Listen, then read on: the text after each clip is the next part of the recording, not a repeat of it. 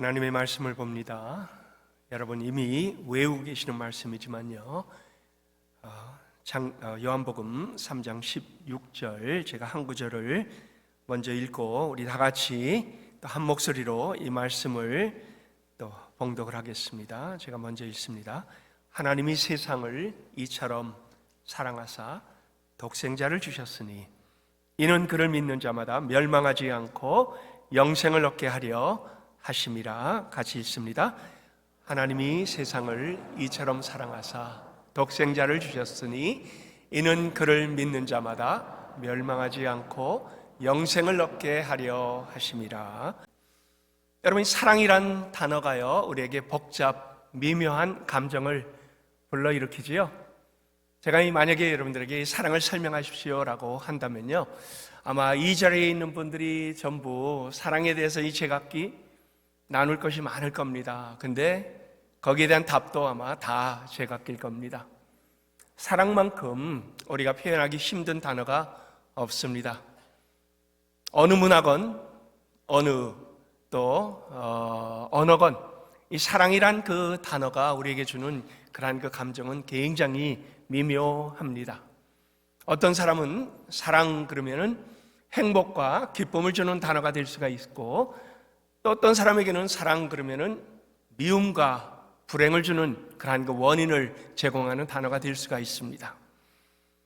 아마 여러분 중에요, 옛날에 유행가 가사 다 기억할 겁니다. 사랑은 뭐라고요? 눈물의 씨앗이라고 했지요. 왜 눈물의 씨앗입니까?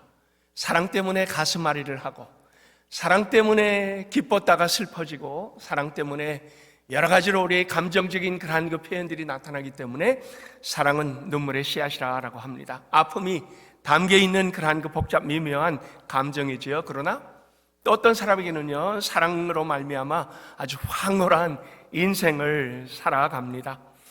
그리고 사랑 그 자체가 우리에게 있어서 날마다 행복의 연속인 그러한 그 삶을 살아가는 사람들도 있습니다. 세상에 가장 고귀한 가치라 우리가 그렇게 얘기하면요, 사랑이죠. 그래서 우리가 이 사랑을 어떻게 해석하느냐에 따라서 사랑에 대한 그러한 그 무수한 결과도 달라집니다. 물론 사랑에는 여러 가지 차원이 있습니다. 피부치의 사랑도 있고요, 그 다음에 아무 연줄이 없지만은 무조건적인 사랑도 있습니다. 도덕적인 사랑도 있어요. 내 양심에 흡족함을 주게 하기 위한 이기적인 사랑도 있습니다. 동정심을 불러일으키는 사랑, 인내함을 가진 사랑, 아니면은 순수하게 자율적인 그러한 그 사랑도 있습니다. 감사 표현의 사랑도 있고요, 가난하거나 불쌍한 사람 보면서 구제하고 싶은 그러한 그 대가 없는 사랑도 있습니다. 부모 형제 간의 사랑, 가장 흔히 우리가 볼 수 있는 거죠. 그리고 또 애인과의 사랑, 연모하는 사람을 몰래 하는 짝사랑. 아마 세상에서 가장 많은 표현이 이 사랑에 대한 것일 겁니다. 사랑만큼 문학서적, 시, 노래가사, 그리고 편지에 등장하는 단어가 없을 겁니다. 동서고금을 막론하고 예술과 문학 등 가장 인기 있는 주제가 바로 사랑입니다. 그런데요, 사랑은 우리 사람만이 갖고 있습니까? 아니에요. 동물도 제 새끼를 아주 극진히 사랑합니다. 동물도 제 새끼를 위하여 목숨까지도 버립니다. 저는 선교지에 있을 때 닭을 그냥 주변에 돌아다니는 닭들을 너무나 많이 봤습니다. 그런데 암탉은요, 제 새끼를 보호하기 위하여 매 독수리들 그들을 또 싸우며 피투성이가 되도록 날개를 펼쳐갖고 새끼들을 보호하는 그러한 그 모습을 많이 봤습니다. 여러분, 근데요, 닭이 독수리와 상대가 됩니까? 상대가 안 돼요. 그럼에도 불구하고 어미의 그 사랑은 아주 처절합니다. 그리고 감동적입니다. 그리고 또 그 안에서 때로 목숨까지도 버립니다. 모성의 본능이지요. 이 모성의 본능은 새끼를 보호하려고 하는 모든 동물들이 다 가지고 있습니다. 우리 교회들에도 여러분이 4월이 되면 어떻게 됩니까? 거위와 전쟁이 펼쳐집니다. 거위들이 알을 낳아요. 그리고는 이제는 암놈 거위가 그 알 위에 올라타고 앉아 품습니다. 그러면 그 주변을 지키는 순능거인은요, 누구도 가까이 하지 못하도록 막아섭니다. 아마 여러분 중에 언ገብ결에 근처에 갔다가 공격을 받은 분들도 많이 계실 겁니다. 만약에 그런 분이 없다면요, 다음 4월을 기다려 보세요. 그리고 아마 여러분들은 그것을 경험하게 되실 겁니다. 그런데요, 여러분, 이 동물의 사랑과 사람의 사랑은 다릅니다. 어떻게 달라요? 사실 다른 건요, 동물은 제 새끼를 보호하는, 그래서 어리고 연약할 때 보호하는 그 보호 본능이 너무나 분명하게 있지만요, 다 자라고 나서는요, 서로 동등하게 싸움을 합니다. 다 자라면요, 어미와 새끼와의 관계가 없어져 버립니다. 그리고 서로 먹잇감을 놓고요, 으르렁거립니다. 쟁탈전을 벌입니다. 동물은 성장한 후에 관계보다는 자기 자신을 지키는 것이 훨씬 더 중요해지기 때문입니다. 그래서 우리는 부모나 자식이나 도의를 지키지 않고 서로 싸우면 뭐라고 합니까? 꼭 동물 같다, 이렇게 표현을 하죠. 사람을 동물에 비교한다는 것은 불쾌하지만요, 동물의 미숙함을 벗어나지 못한 사람들을 우리는 그렇게 표현을 합니다. 최근에 이제 한국의 뉴스를 보니까요, 80대 아버지가 50대 자식을 정강이를 차는 그러한 그 일이 있었습니다. 뭐 때문에 그 일이 나타납니까? 돈 때문에요. 그래서 부모 자식 간의 그 관계가 돈 때문에 도의를 저버리면은 꼭 동물 같다, 우리가 이렇게 표현을 하기도 합니다. 그런데요, 성경에서 말하는 사랑은요, 우리 인간 세계에 있는 그러한 그 사랑과는 차원이 다릅니다.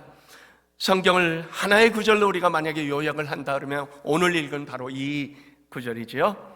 이 한 구절에 하나님이 우리를 향하신 마음만 들어있는 것이 아닙니다. 우리의 상태를 밝히고 있습니다. 그리고 그것을 위하여 하나님께서 무엇을 하셨는가, 이 한 구절 안에 다 들어있어요. 사실은 성경 전체를 우리가 한 구절로 요약하자 그러면요, 바로 요한복음 3장 16절이 됩니다. 그런데 여러분, 사랑이 뭡니까? 하나님은 사랑에 대하여 아주 고차원의 하나님께서 우리에게 보여주시는 그러한 그 사랑이다라고 했습니다. 믿음, 소망, 사랑, 이 세 가지는 항상 있을 것인데 그 중에 제일은 뭐라고요? 사랑이라고 했지요. 예, 바울조차도 거기에 대해서 얘기를 합니다. 우리가 무엇을 아무리 많이 해도요, 사랑이 없이 그 모든 일을 행하게 되면요, 울리는 징이나 요란한 괭가리에 불과하다라고 했습니다. 만약에 이 사랑이 없이 우리가 뭘 하면요, 그 하는 것에 대한 존재감조차 없다라고 합니다. 여러분 뭘 먹고 삽니까? 밥을 먹고 산다고요? 아니에요. 우리 인간들은요, 밥 먹고 사는 존재가 아닙니다. 사랑을 먹고 삽니다. 그래서요, 우리가 사랑을 받지 못하면서 살아가면요, 우리는 죽은 존재나 마찬가지입니다. 세상의 모든 문제는 사랑 결핍 때문에 나타납니다. 여러분이 한번 보세요. 문제가 있는 사람들을 보면요, 사랑을 받지 못해서, 아니면 그것 때문에 외톨이가 되거나, 아니면 사회에서 완전히 동떨어진 그러한 그 사람이 되어버리고 맙니다. 나중에 그 마음속에는 악한 모습만 가득 차고 미움만 가득 찬 그러한 그 모습으로 나타납니다. 하나님은 그래서 우리를 사랑을 주고받는 존재로 창조를 해 주셨습니다. 사도 바울이 뭐라고 합니까? 산을 옮길 만한 엄청난 믿음이 있어도 사랑 없이 하게 되면은 뭐라고요? 아무것도 아니다. 예, 아무리 큰 일을 우리 앞에 행한다 할지라도요, 그 사랑을 우리가 모르고 하게 되면, 아니면 사랑이 그 안에 나타나지 않으면 그것은 아무것도 아니다라고 했습니다. 여러분, 믿음이 좋습니까? 하나님은 그러나 그 믿음을 사랑의 척도로 보신다라고 합니다. 우리의 좋은 믿음도 사랑으로 덧 입혀졌을 때 비로소 빛이 나게 되는 겁니다. 그리고 그 사랑의 근거를 우리는 알아야만 사랑할 수가 있습니다. 세상의 사랑이 아닙니다. 하나님의 사랑을 우리는 알아야만 하나님의 사랑이 우리 안에 들어와 그 사랑이 우리 안에 넘치며 우리를 변화시키고, 그 다음에 그것이 또 흘러나와 주변에 있는 사람들에게 영향을 주게 된다라고 합니다. 그래서 요한은 하나님을 말하면서 뭐라고 합니까? 하나님은 사랑이시다라고 했습니다. 하나님의 사랑은 죄인들을 살리는 유일한 길입니다.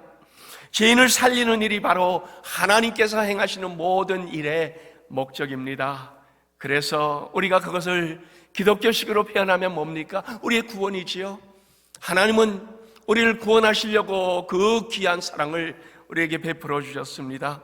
그리고 그 구원이 가장 쉽게 가장 정확하게 표현된 구절이 바로 요한복음 3장 16절입니다. 하나님이 세상을 이처럼 사랑하사 독생자를 주셨으니 누구든지 저를 믿는 자마다 멸망하지 않고 어떻게 해요?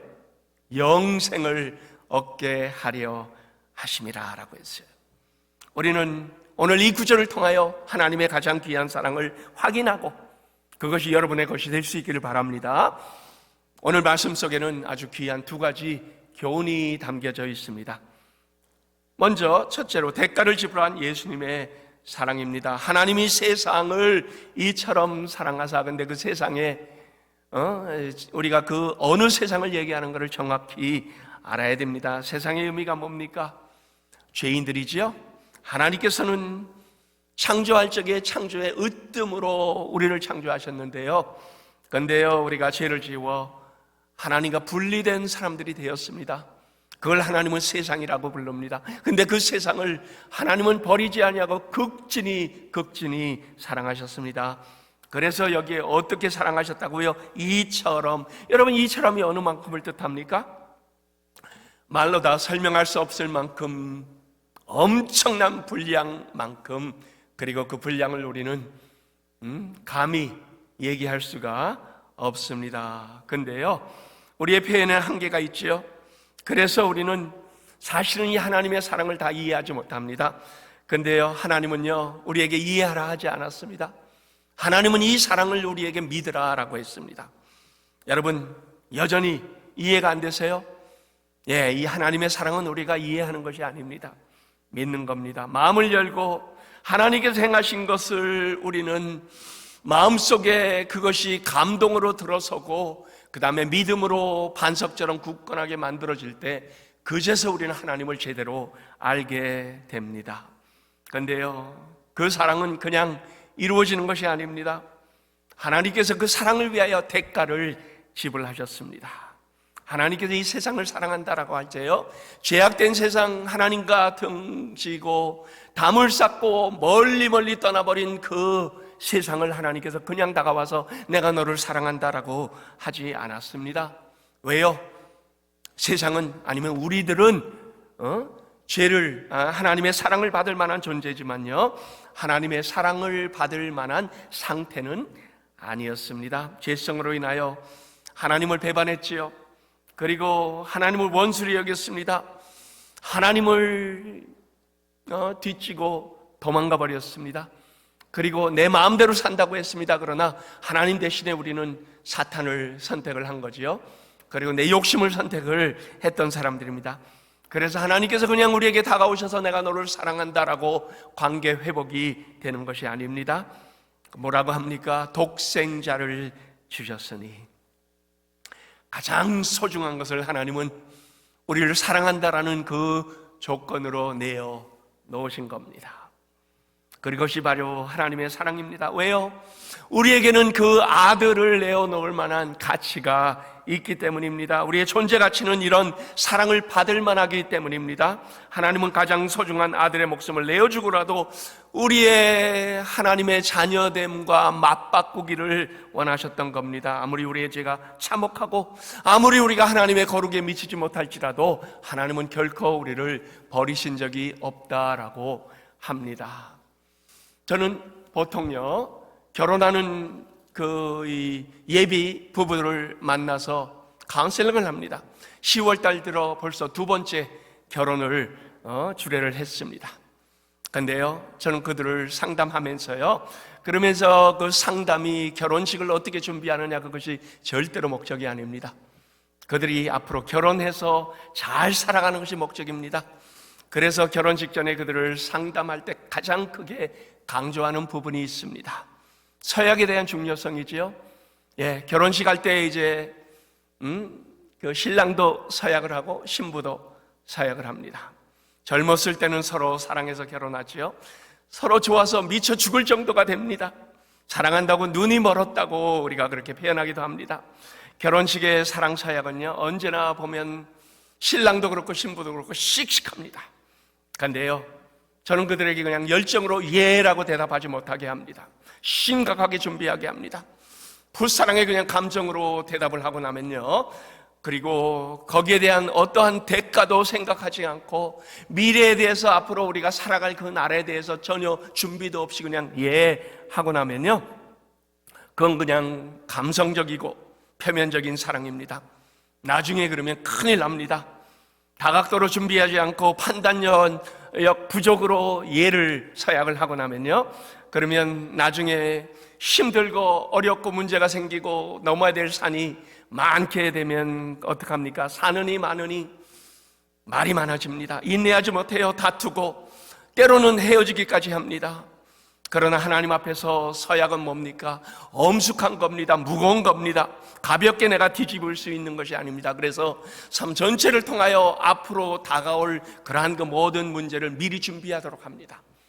그리고 그 안에서 이 결혼의 여정이 얼마나 하나님께서 주시는 복이거니와, 그러나 그 복 안에는 우리가 견뎌내야 되는 그러한 그 부분이 얼마나 많이 있다는 것을 가르쳐 줍니다. 그래야 살아가면서요, 서로 용납하고 인내하고 참아내고 내 것을 내어주고 그 다음에 꾹꾹 져주는 그러한 그 일들이 나타나기 때문입니다. 여기 보세요. 하나님의 사랑이 바로 그렇습니다. 독생자를 주셨으니 하나님은 대가를 지불했습니다. 근데 여기 대가를 지불한 것 중에 독생자를 주셨다, 그냥 물건을 주고받는다는 그러한 식의 주신 것이 아닙니다. 헬라어 디돔이라는 단어를 사용을 했습니다. 그 뜻이 뭡니까?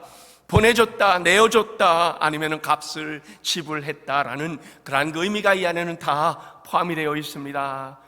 이 말은요, 십자가에 달려 돌아가시도록 하나님께서 아들을 내어주셨다라는 그러한 얘기입니다. 제물로 바쳐지는 예수 그리스도를 암시하고 있습니다. 여러분, 우리는 하나님의 법을 어기고 죄를 지으면서 그 다음에 하나님과 멀리 떠났습니다. 거기에 대한 대가가 뭡니까? 분명하기 멸망과 죽음입니다. 그런데 하나님께서는 그 대가를 우리에게 찾지 아니하시고 가장 귀하고 가장 아끼는 자기 아들을 대신 내어줌으로 그 우리를 향하신 하나님의 사랑이 아들을 버리는 그것보다 훨씬 더 컸다라는 그 얘기를 지금 이 한 구절 속에 하나님은 가슴 가득히 담아갖고 우리에게 표현하고 계시는 겁니다. 하나님의 사랑, 그리고 하나님 그 귀한 우리를 향하신 그 무조건적인 사랑, 대가를 대신 치러가면서 대신 당하신 사랑 이야기입니다. 성경은 사랑 이야기입니다. 성경은 처음부터 끝까지 다 사랑 이야기입니다. 그리고 하나님의 사랑 이야기는 인간의 어떤 조건을 보고 그 다음에 대가를 상대방에 치르게 하는 그러한 그 식의 사랑이 아닙니다. 그래서 여러분, 우리는 이 하나님의 사랑 이야기를 그냥 감성적으로 들으면 안 됩니다. 오래전에 멜 깁슨이라는 분이요, Passion of Christ라는 영화를 아마 여러분 중에 본 분들이 많이 있을 겁니다. 저는 그때 인도네시아에 있으면서 일부러 그 영화를 미국에 부탁을 해갖고 몰래 갖고 들어와. 왜요? 무슬림들 사이에서 그 영화가 그들에게 혐오감을 주는 그러한 그 영화였기 때문에요. 그런데요, 그 영화 속에 어떻게 됩니까? 예수님의 고난이 아주 현실 그대로 나타나 있습니다. 채찍으로 때릴 때 유리가 박혀있는 그 채찍 살점이 뚝뚝 떨어져 나갑니다. 예수님은 거기에서 온몸이 피투성이가 되지요. 머리에는 가시관을 푹 눌렀을 때 거기에 머리에 피가 주르륵 흘러내립니다. 옆구리에 창이 들어갑니다. 엄청난 고통으로 예수님은 견디지 못해 하십니다. 그리고 손과 발에 쇠 못으로 망치를 때려대며 그리고 나서는 그 십자가를 공중 높이 쳐듭니다. 여러분, 이 모든 것 영화를 보면 처참한 현장이 우리의 뇌리에서 아마 떠나지 않을 겁니다. 근데 그것이 결코 목적이 아닙니다. 하나님의 사랑을 고난과 동떨어져 그냥 우리가 감성적으로만 받는다면은 하나님의 사랑의 광대함과 그 깊이, 하나님께서 우리를 향하신 그 애절한 사랑의 모습을 우리는 읽어내야만 합니다. 그렇지 않다면 우리의 얄팍한 신앙은 나중에 가서 하나님의 사랑을 느끼지 못한다고 쉽게 우리는 하나님을 떠날 수 있는 그러한 그 마음이 생길 수도 있습니다. 하나님의 사랑, 인간의 사랑과는 차원이 다르다고 했습니다. 만일 하나님께서 우리에게 요구하신 것을 지켜야만 내가 너를 사랑한다고 조건적인 사랑을 했다면요, 아마 우리의 구원은 전혀 불가능했을 겁니다. 우리는 조건 없이 우리의 행위와 상관없이 하나님께서 우리를 사랑하셨고 믿음으로 말미암아 우리를 자녀 삼으셨기 때문에 오늘 담대히 예배하는 이 귀한 보좌 앞에 나와 있습니다. 예배 자리에 올 수가 있습니다. 오늘 이렇게 예배 자리에 오신 분들, 여러분 얼마나 귀한 특권을 여러분들이 가지고 계신지 아세요? 그런데요, 하나님은 바로 십자가를 통하여 그 공의를 이루어 주셨습니다. 만약에 십자가의 그 공의가 없었다면요, 우리의 죄는 온전하게 사해지지 못했을 겁니다. 그래서 하나님은 이 조건 없는 사랑을 우리에게 주셨기 때문에요, 그 사랑은 절대로 변하지 않습니다. 우리는 불가항력적인 사랑이다 그렇게 얘기합니다. Unchangeable love. 이 사랑은 절대로 변할 수가 없습니다. 아마 나중에 너 꼬라지를 보니 내 마음이 바뀌었다 이렇게 하나님께서 하실까요? 아니에요. 그렇게 하시려면요, 아마 처음부터 시작하지 아니하셨을 겁니다. 절대로 내가 잘못했으니 물으자라고 하지 아니할 사랑입니다. 그래서 로마서 8장 35절에 이런 말씀이 있지요. 누가 우리를 그리스도의 사랑에서 끊으리요? 환난이나 공고나 박해나 기근이나 적신이나 위험이나 칼이냐. 이 세상에 있는 그 무엇도 하나님의 사랑에서 우리를 끊을 수 없다라고 성경은 단언하고 있습니다. 그리고 나서 로마서 8장 39절에 그 어떤 피조물이라도 우리를 우리 주 그리스도 예수 안에 있는 하나님의 사랑에서 끊을 수 없느니라. 여러분이 확신이 여러분 마음속에 있습니까? 만약에 여러분이 아직 하나님의 사랑을 모른다면요, 저는 여러분들이 마음을 열고 이 사랑을 알게 되기를 간절히 바랍니다. 어제도 이 결혼식이 있었는데요, 예수님을 믿지 않는 분입니다. 오랜만에 결혼식에 오셔서 저에게 인사를 왔어요. 제가 제일 처음에 물은 게 그겁니다. 예수님 믿으세요? 이제 믿으십니까? 대답을 못합니다. 예수님 믿으셔야 됩니다. 다른 인사 안 했습니다. 예수님 믿으셔야 돼요. 간절하게 그분의 눈을 쳐다보면서 제가 그렇게 부탁을 했습니다. 여기에 예수님 믿지 않는 분 있나요? 여러분, 예수님 믿으셔야 됩니다. 여러분에게 있어서 이거 외에는 다른 어떤 사랑도 여러분의 삶을 바꿀 수 있는 것이 없습니다. 이 귀한 하나님의 사랑이 여러분을 온전하게 하나님의 귀한 자녀로 이렇게 세워주시기를 예수 그리스도의 이름으로 축원합니다. 두 번째, 멸망하지 않고 영생을 얻게 한다라고 했습니다. 뭐라고 해요? 저를 믿는 자마다 멸망하지 않는다, 주님이 선언하셨지요. 여기서 멸망하다가 뭡니까? 영어로는 perish, 심판입니다. 영원한 벌입니다. 그런데 여러분, 더 심각한 것이 뭔지 아세요? 본래의 의미는 본질적으로 하나님과 단절된 우리의 영적 상태를 얘기합니다. 많은 사람은요, 멸망을 우리가 생각할 적에요, 먼 훗날 우리가 죽어서 그 다음에 이루어지는 것이 멸망이다 이렇게 생각을 합니다. 근데 하나님은 최후의 심판에 나타나는 것이 멸망이다라고 우리에게 착각하지 않도록 분명하게 말씀으로 허락해 주셨습니다. 미래 어느 때 임하는 것이 멸망이 아닙니다. 지금 현재 누리고 있는 하나님과의 그 귀한 관계가 없다면요, 그것은 우리에게 멸망입니다. 하나님은 그래서 우리의 매일의 삶을 얘기하고 있습니다. 예수를 믿지 않으면 그분 안에 있는 그 생명의 근원이 우리 안에 있지 않습니다. 하나님과 단절된 상태에 있습니다. 그러면 여러분이 어떻게 됩니까? 이 땅에서 목적 없이 살아가는 거죠. 이 땅에서 그냥 내가 원하는 것, 내 욕심대로 내가 왕이 돼서 내가 주권을 내 혼자 가진 걸로 착각하고 살아가는 사람이 되는 겁니다. 내 성취만을 위하여 방향 잃은 삶이 되는 겁니다. 그런데 멸망하지 않고 이것은 어떻게 됩니까? 하나님과의 관계 형성이 되었을 때만 가능한 겁니다. 예수님은 지금도 문을 열고 오늘 이 말씀을 듣는 여러분들에게 묻고 계십니다. 내일이 아니에요. 내년이 아닙니다. 먼 훗날이 아닙니다.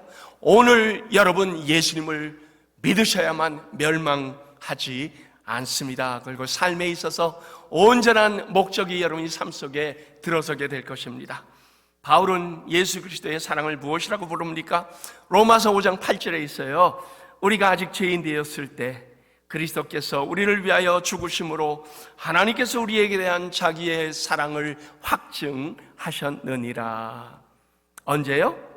우리가 아직 죄인 되었을 때, 우리가 아직 우리 마음대로 행할 때, 우리가 아직 하나님과 연관이 되어 있지 않고 내 생각대로 내 욕심대로 살아갈 바로 그때, 여러분, 이 세상이 어떤 세상입니까?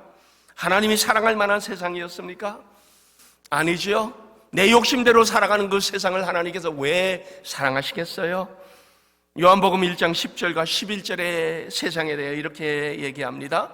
그가 세상에 계셨으며 세상은 그로 말미암아 지은 바 되었으되 세상이 그를 알지도 못하였고 자기 땅에 오매 자기 백성이 그를 영접하지 아니하였으며. 여러분, 이 세상은요, 하나님을 배반한 세상입니다. 하나님께서 우리를 창조했는데요, 창조주를 알지 못하고 창조주를 배척한 배은망덕한 세상입니다. 당시 사람은 하나님보다 사탄의 게임에 더 빠져들어갔습니다. 현실적으로 거짓에 대하여, 그리고 이 땅의 모든 것을 갖고 있는 것처럼 보이는 그 악한 세력에 우리는 더 빨려 들어갔던 것입니다. 그리하여 하나님과 원수가 되었습니다. 멸망받아야만 마땅한 자들이지요. 한마디로 죄성을 가진 이 죄인들이 가득한 세상, 하나님께서 이 세상을 그러나 어떻게 보십니까? 하나님은 사랑으로 이 세상을 바라보고 계셨다라고 합니다. 여러분, 이 세상이 저절로 변할 수 있을까요? 불가능합니다. 어떻게 죄악된 세상이 저절로 변합니까? 다양한 종교가 존재합니다. 저마다 의를 이루겠다고 난리칩니다. 그러나 세상은 저절로 변할 수가 없는 세상입니다. 지금 우리의 세상은 어떻습니까? 예수님 때와 별반 다르지 않습니다. 이 시대를 가리켜 오늘날 우리는 포스트 모던이다 이렇게 얘기를 하지요. 포스트 모던은요, 뭡니까? 꼭 사사기 시대와 같습니다. 자기가 알아서 나름대로 내가 생각나는 대로 행하는 그러한 그 시대가 바로 포스트 모던 시대입니다. 그리고 포스트 모던 시대는 모든 진리를 해체하는 데 힘을 씁니다. 하나님의 질서를 무너뜨리고요, 하나님의 말씀을 해체해버립니다. 절대 진리를 인정하지 않습니다. 내가 생각나는 대로 내가 원하는 것이 진리다 이렇게 생각하고 그것을 따라가는 세상, 바로 오늘날의 세상입니다. 이렇게 세상은 자기 위주와 자신만의 유익을 따지면서 살아갑니다만, 그러나 하나님은요, 이 세상을 어떻게 했다고요? 여전히 버리지 아니하시고 여전히 찾아오셔서 여전히 사랑을 주셨다라고 합니다. 저주를 받아야 마땅한 대상이지만 그럼에도 불구하고 하나님의 귀한 사랑을, 여러분, 이러한 사랑은요, 세상에 이전에도 없었고 앞으로도 없을 겁니다. 이런 차원의 사랑이야말로 세상에 둘도 없는 가장 고귀한 사랑을 하나님은 우리에게 주신 겁니다. 그러면서 하나님께서 믿는 자에게 뭘 주신다고요? 영생을 얻게 하려 하심이라 했습니다. 영생, 우리 교회 이름이 영생입니다. 영생이 우리의 목적이기 때문에 영생교회가 된 겁니다. 영생이 무엇입니까? 여러분, 영생은 영원한 생명을 뜻하는 불로장생을 얘기하는 것이 아닙니다. 이 땅에서 황제들, 부자들 더 많이 먹고 더 많이 누리고 죽지 않으려고 바둥바둥하면서 더 많이 소유하려고 어떻게 하든 이 땅에서의 우리의 삶을 더 늘려가겠다고 열심히 했던 사람들이 그동안에 많이 있습니다. 그러나 그런 사람들은 다 죽었습니다. 아무리 노력해도 다 죽었습니다. 그런데 하나님께서 말씀하시는 영생이 뭡니까? 영생이란 사람답게 사는 생명을 얘기합니다. 여러분, 사람답게 살아가고 있습니까?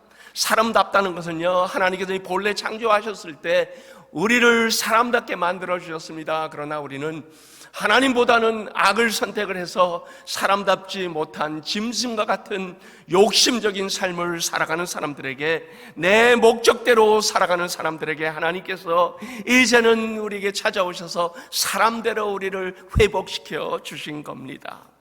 내일 여러분이 밥만 먹는다고 밥 먹을 일만 위하여, 돈 버는 일만 위하여 닥쳐 있는 그러한 앞에 있는 일만을 위하여 달려가는, 그게 사람답게 사는 겁니까? 아니에요. 여러분, 아무리 돈 많이 벌어봐요, 아무리 세상에서 성공했다고 생각해 보세요, 하나님 없는 세상은 사람답게 사는 것이 아닙니다. 그래서 하나님은요, 우리에게 영원한 가치를 주신 겁니다. 하나님의 그 가치가 우리 안에 들어와 이제는 우리 안에 그 사랑이 넘쳐 흐르는 그러한 그 아름다움으로 우리를 바꿔낸 겁니다. 이게 바로 구원입니다. 영생이란 구원입니다. 구원이 뭐예요? 사람답게 살게 하는 것이 구원입니다. 그리고 그 구원의 필요 충분 조건이 바로 십자가인 것입니다. 성경은 우리가 이렇게 둘러보고 저렇게 흩어봐도 가장 크게 부각되는 것이 십자가입니다. 십자가, 아들을 내어주신 하나님의 사랑. 그래서 사랑 없는 하나님은 존재할 수가 없습니다. 우린 그 사랑의 원천 되신 하나님으로부터 이 사랑을 공급받습니다. 그리고 이제는 교회가 되어서 하나님의 그 사랑이 우리를 변화시켜 이제는 주변에 있는 사람들에게 세계 전역으로 그 사랑을 공급하는 사람이 되었습니다. 바로 교회입니다. 결론을 내겠습니다. 하나님은 성도들을 어떻게 여기시나요? 베드로 전서 2장 9절에 하나님께서 우리를 어떻게 여긴다라는 구절이 있습니다. 너희는 택하신 족속이요, 왕같은 제사장들이요, 거룩한 나라요, 그의 소유가 된 백성이니. 이 구절 안에 보니까요, 하나님께서 우리를 향하신 사랑의 표현들로 가득 들어있습니다. 그 중에 제가 제일 좋아하는 것이 뭐예요? 그의 소유된 백성이니. 제가 인도네시아와 말레이시아에서 살아갈 때요, 돈 많은 화교들이 있었습니다. 그런데 한 번씩 그들의 자녀들이 유괴를 당합니다. 유괴를 당하고 나면요, 그들은 어떻게 하든지 자기 자녀를 살려내려고 해요. 경찰에 알리지 않고 얼마가 돼도 좋다, 은행에 있는 돈, 자기들의 어떤 재산까지 다 빼갖고 그 자녀를 살리려고 노력하는 그러한 그 모습을 보았습니다. 자녀와 자기의 모든 재산과 맞바꾸겠다는 그러한 그 마음이지요. 여러분, 이 소유가 뭡니까? 보석이에요. 우리에게는요, 보석이란 값으로 매길 수 없는 것이 보석입니다. 우리의 자녀가 만약에 유괴됐다고 해보세요. 무엇을 내가 다 내어줄지라도 그것을 다시 되돌려 오리라. 이게 부모의 마음입니다. 근데 하나님의 마음은 그보다 더했습니다. 하나님은 하나님께서 보시기에 가장 귀한 보석, 바로 우리를 하나님의 아들과 맞바꾸신 겁니다. 그리고 하나님의 가장 귀한 보석, 소중한 사랑받을 만한 존재라고 우리를 불러주신 겁니다. 요한복음 10장 28절이지요. 그들을 주신 내 아버지는 만물보다 크심에 아무도 아버지 손에서 빼앗을 수 없느니라. 여러분을요, 그 누구도 아버지의 손에서 빼앗을 수 없다라고 말씀하셨습니다. 하나님의 명예를 걸고 우리를 지켜주시겠다라고 합니다. 왜요? 십자가를 통하여 아들을 버리시기까지 사랑했기 때문입니다. 이 큰 사랑은요, 사랑 그 자체에 있는 것이 아닙니다. 누구로부터 우리가 사랑을 받고 있는가? 여러분이 한번 생각해 보세요. 여러분은 누구로부터 사랑을 받고 있습니까?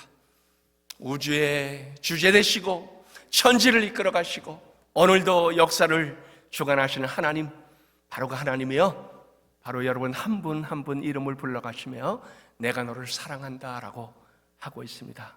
이 사랑의 감격이 여러분을 온전하게 믿음의 승리자로 세울 수 있기를 예수 그리스도의 이름으로 축원합니다.